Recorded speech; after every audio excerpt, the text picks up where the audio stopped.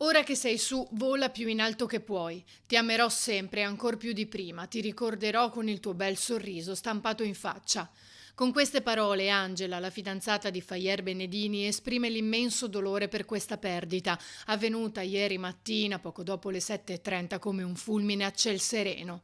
Fayer, 19 anni, era a bordo del furgone che a Staffolo di Torre di Mosto si è scontrato con una betoniera del gruppo Grigolin.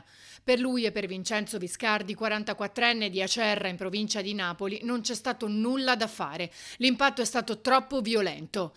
Per Fayer ieri era il primo giorno di lavoro con un contratto interinale. Figlio di Roberto, giostraio conosciuto in Friuli Venezia Giulia e Veneto, Fayer era nato a San Daniele del Friuli e cresciuto in provincia di Pordenone. Vincenzo Viscardi, padre di due bambini di 8 e 5 anni, era un idraulico esperto trasferitosi 3 anni fa da Napoli con la famiglia a San Paolo di Morsano al Tagliamento, in provincia di Pordenone. È ancora ricoverato invece in gravi condizioni nell'ospedale di Mestre il terzo lavoratore che era con le due vittime sul furgone, anche lui al primo giorno di lavoro. 32 anni, originario di Motta di Livenza, cugino di Fayer Benedini.